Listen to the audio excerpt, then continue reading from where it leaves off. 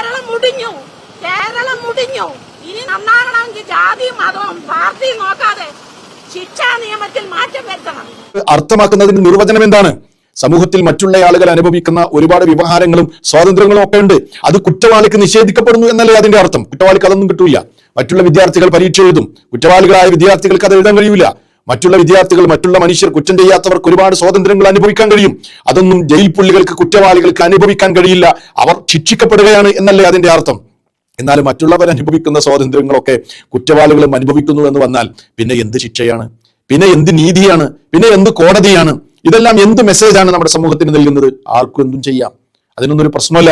എന്ത് ചെയ്താലും, എന്ത് തെമ്മാടിത്തരം ചെയ്താലും, എന്ത് കൊല ചെയ്താലും, എന്ത് തോന്നിവാസങ്ങൾ ചെയ്താലും അവരെയൊക്കെ രക്ഷിക്കാനും അവർക്ക് വേണ്ടത് ചെയ്തു കൊടുക്കുവാനും അവരെ ആദരിക്കുവാനും ഇവിടെ സൗകര്യങ്ങളും സംവിധാനങ്ങളും ഉണ്ട് എന്ന മെസ്സേജ് ചെറിയ വിദ്യാർത്ഥികൾക്ക് പോലും പകർന്നു നൽകുകയല്ലേ ഇത്തരം സംഭവങ്ങളിലൂടെ നടക്കുന്നത്?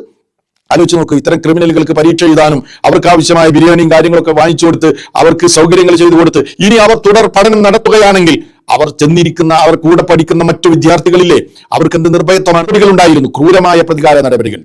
ആ പ്രതികാര നടപടികളെ മുഴുവനും നിർത്തലാക്കിക്കൊണ്ട് വാനലോകത്ത് നിന്ന് ഭൂവനത്തിലേക്ക് അവതരിപ്പിക്കപ്പെട്ട വചനമാണിത്.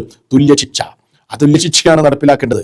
അങ്ങനെ നടപ്പിലാക്കുമ്പോൾ അങ്ങനെയുള്ള ഒരു സമൂഹത്തിലാണ് മനുഷ്യർ സമാധാനത്തോടുകൂടെ ജീവിക്കാൻ കഴിയുക.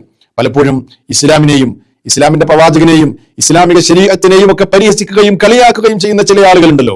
അത്തരം ആളുകൾ കാണാതെ പോകുന്ന ചില യാഥാർത്ഥ്യങ്ങളുണ്ട്. ഇസ്ലാമിക ശരീഅത്ത് വിഭാവനം ചെയ്യുന്ന ശിക്ഷാരീതികൾ, ശിക്ഷാ നിയമങ്ങളൊക്കെ നടപ്പിലാക്കുന്ന ചില രാജ്യങ്ങളുണ്ട്. ആ രാജ്യങ്ങളിൽ നടപ്പിലാക്കുന്ന ശിക്ഷാ നിയമങ്ങളെ അവർ ശരിക്കും കാണണം. അവിടെ കൊലയാളിക്ക് ഒരു ദയാദാക്ഷിണ്യവും കിട്ടുകയില്ല.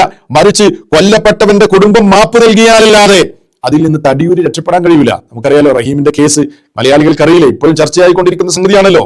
കൊലയാളിക്ക് ഒരിക്കലും രക്ഷപ്പെടാൻ കഴിയില്ല. ആ കൊല്ലപ്പെട്ടവന്റെ കുടുംബം അവർക്ക് ദയ തോന്നി മാപ്പ് നൽകിയാലല്ലാതെ ഒരു രക്ഷയില്ല, അല്ലാതെ രക്ഷപ്പെട്ടു പോരാ. അങ്ങനെയുള്ള സിറ്റുവേഷൻ ഉണ്ടാകുമ്പോഴാണ് സമാധാനം ഉണ്ടാവുള്ളൂ. അപ്പൊ നിങ്ങൾക്കറിയാം, സൗദിയുടെ തന്നെ ചരിത്രം നിങ്ങൾ എടുത്ത് പരിശോധിച്ചാൽ സൗദി അറേബ്യയിൽ തന്നെ ഈ അടുത്ത കാലത്ത് തന്നെ രാജകുടുംബത്തിൽ നിന്ന് എത്ര ആളുകൾ കൊല്ലപ്പെട്ടിട്ടുണ്ട്. എന്തേ? കുടുംബം മാപ്പ് നൽകിയില്ല എങ്കിൽ വധശിക്ഷ നടപ്പാക്കും. എത്രയെത്ര ഉദാഹരണങ്ങൾ നമുക്ക് കാണാൻ കഴിയും. അവിടെ ആളെ പരിഗണിക്കൂല, അവിടെ ഒരാൾക്കും അതിൽ നിന്ന് രക്ഷപ്പെടുത്താൻ കഴിയില്ല. അതേപോലെ തന്നെയാണ് മയക്കുമരുന്ന്, ലഹരി വിഷയത്തിലുമുള്ള ശിക്ഷാരീതികൾ. ഇപ്പൊ കഴിഞ്ഞ മാസം സൗദിയിൽ 7 സൗദി പൗരന്മാരുടെ ശിക്ഷ നടപ്പിലാക്കി. എന്താ? വധശിക്ഷ നടപ്പിലാക്കി. എന്താണ്? മയക്കുമരുന്ന് കടത്തിയത് കൊണ്ടാണ്. അതൊക്കെ സമൂഹത്തിൽ ഉണ്ടാക്കുന്ന പ്രശ്നങ്ങൾ എത്രയാണ്, അത് കൃത്യമായി പിടികൂടി. അത് സ്വന്തം രാഷ്ട്രത്തിലെ പൗരന്മാരാണെങ്കിൽ പോലും അവിടെ ഒരു രക്ഷയില്ല. വധശിക്ഷ നടപ്പിലാക്കി. അതിന്റെ വാർത്തയാണ് നിങ്ങൾ ഈ കണ്ടുകൊണ്ടിരിക്കുന്നത്. 1 മാസം മുമ്പത്തെ വാർത്തയാണിത്. അപ്പൊ ഞാൻ പറഞ്ഞു വരുന്നത്, ടീച്ചർ അമ്മ പറഞ്ഞ വസ്തുത ഉണ്ടല്ലോ, ശിക്ഷാരീതികളും നിയമങ്ങളൊക്കെ മാറണം എന്ന് പറയുന്നത്, അത് 100% സത്യമാണ്.